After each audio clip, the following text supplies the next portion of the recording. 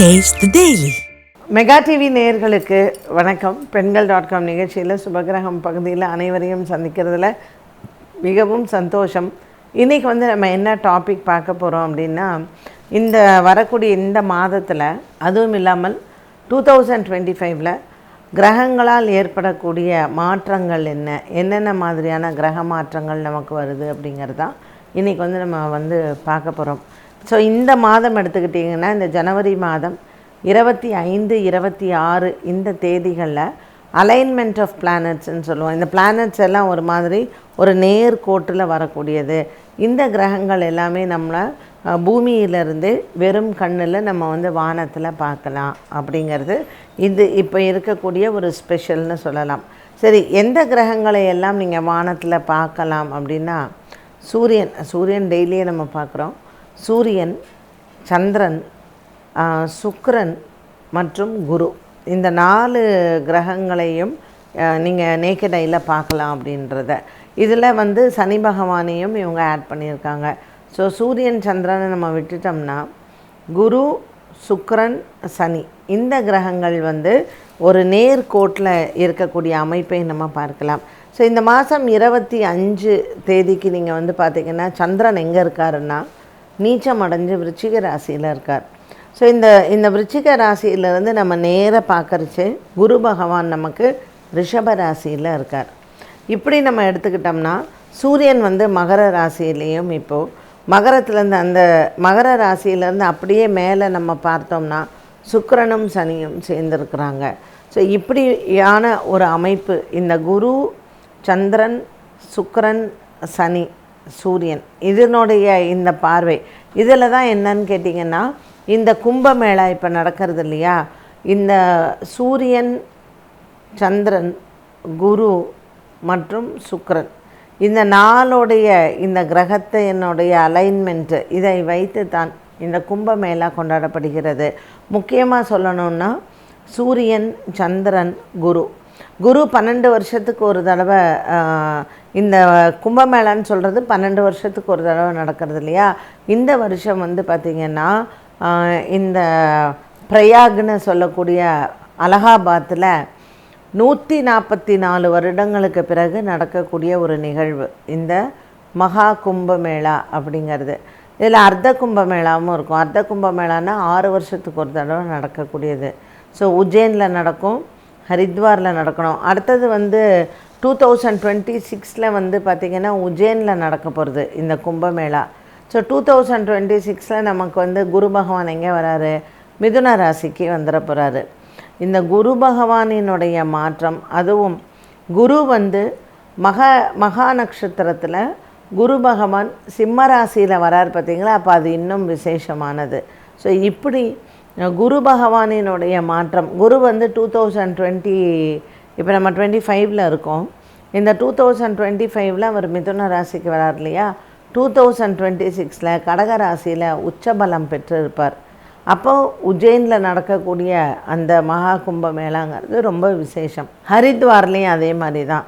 So இந்த நிகழ்வு, இந்த 2025 இந்த கும்பமேளாவினுடைய நிகழ்வே மிகப்பெரிய ஒரு கிரகங்களினுடைய ஒரு மாற்றத்தினால் ஏற்படுது அப்படின்னு தான் நம்ம சொல்லணும்.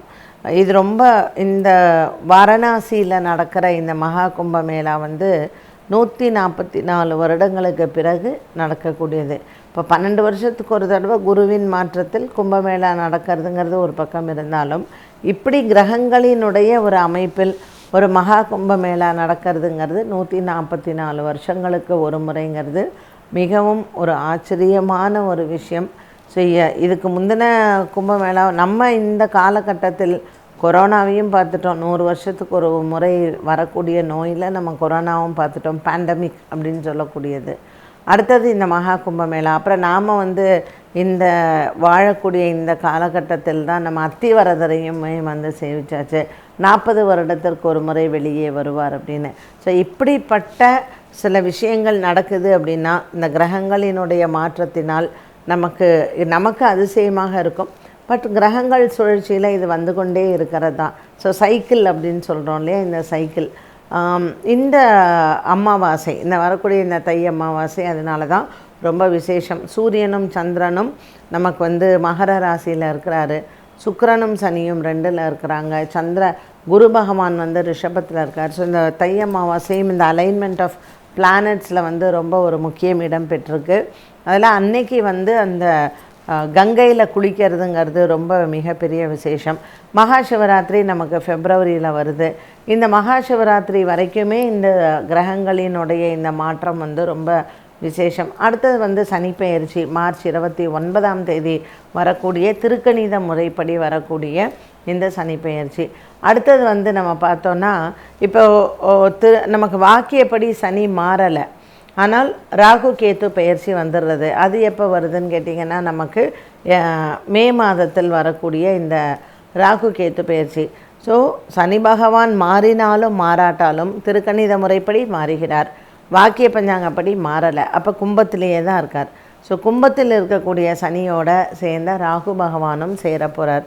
கும்பத்தில் இருக்கக்கூடிய ராகுவோடு சேர்ந்த இந்த சனி பகவான் வாக்கிய பஞ்சாங்கப்படி பார்த்தாலுமே நமக்கு பல அரசியலில் சில மாற்றங்கள், இல்லை இந்த கிரகத்தினுடைய மாற்றங்கள்னால அரசியல் தலைவர்களுக்கு ஏற்படக்கூடிய உடல் ஆரோக்கிய குறைபாடுகள், ஒரு சடன் சேஞ்ச் ஒரு நாட்டில் வந்து நடக்கக்கூடிய ஒரு அரசியல் தலைவர் உடல் ஆரோக்கியத்தினால் அந்த நாட்டில் நடக்கக்கூடிய ஒரு மிகப்பெரிய மாற்றங்கள், நிறையா கட்சிகளுக்கு நடுவே வரக்கூடிய பூசல்கள், இது எல்லாமே வந்து நம்ம பார்க்க போகிறோம்.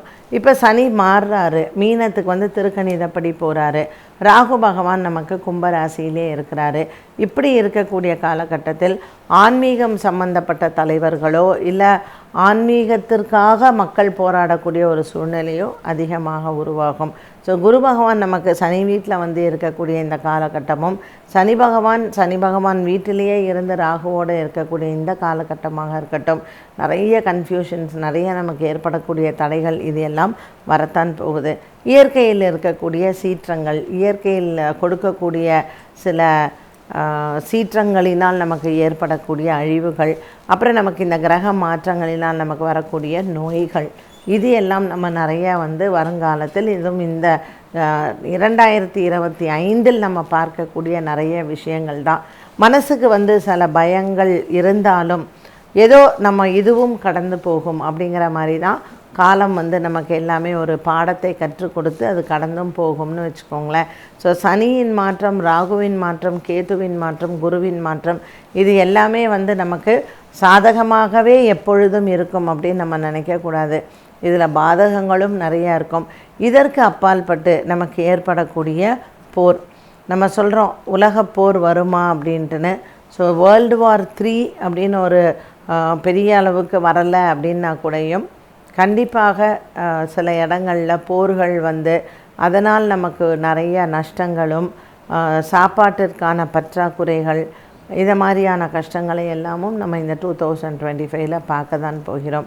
ஸோ இதிலேருந்தெல்லாம் எப்படி மீண்டு வர்றது? ஏன்னா நமக்கு இந்த சித்திரை வருட பிறப்பு பலன் அப்படின்னு பார்க்கும்பொழுது சித்திரை மாதம் இந்த சூரியன் வந்து மேஷராசியில் சஞ்சாரம் செய்கிறார் இல்லையா? ஸோ நமக்கு அதிகமாக மழையின் அளவினாலும் இந்த வருடம் நிறைய அழிவுகள் இருக்கும் அப்படிங்கிறது தான் வரக்கூடிய இந்த தமிழ் வருட பிறப்பினுடைய அந்த வெண்பாவும் நமக்கு சொல்லுது. நிறைய விஷயங்கள் நமக்கு நன்மைகள் நடக்கும், நடக்காமல்லாம் இருக்காது. பட் நமக்கு நடக்கக்கூடிய இந்த கிரகங்களினுடைய மாற்றத்தினால் நமக்கு நடக்கூடிய சில இடர்பாடுகளுக்கும் நாம் நம்மளை தயாராக தான் வைத்து கொள்ள வேணும். இப்போ நமக்கு அண்டை நாடுகள் பாகிஸ்தான், சைனா, அப்புறம் இந்த பக்கத்தில் வந்து பார்த்திங்கன்னா இப்போ ஏற்கனவே ஈரான், ஈராக் இந்த மாதிரியான போரெல்லாம் நம்ம வந்து பார்த்துக்கிட்டு தான் இருக்கோம். ஸோ உலகத்தில் மிக பெருசாக பேசக்கூடிய நாடு வந்து அமெரிக்கா தான். ஸோ அமெரிக்காவினுடைய வீழ்ச்சி, அமெரிக்காவில் இருக்கக்கூடிய ஒரு பொருளாதாரத்தினுடைய வீழ்ச்சியும் நம்ம வந்து பார்ப்போம். இந்தியாவினுடைய வளர்ச்சி, இந்த கிரகங்களினுடைய மாற்றத்தினால இந்தியாவினுடைய பொருளாதார வளர்ச்சியும் நம்ம ஒரு பக்கம் பார்க்கத்தான் செய்வோம். ஸோ நமக்கு ருப்பியினுடைய வேல்யூ ஏறுமா, டாலரினுடைய வேல்யூலாம் குறையுமான்னு பார்க்கும்பொழுது அது கண்டிப்பாக நடக்கத்தான் போகுது. இதற்கு இந்த கிரகங்களினுடைய மாற்றம் ஒரு மிகப்பெரிய காரணமாக அமையும். என்ன நேயர்களே, இன்றைய பெண்கள்.com நிகழ்ச்சியில் சுபகிரகம் பகுதியில் இந்த 2025 கிரகங்களினால் ஏற்படக்கூடிய மிகப்பெரிய மாற்றங்கள் என்ன என்பதை நாம் பார்த்தோம். மீண்டும் சந்திக்கும் வரை நன்றி, வணக்கம்.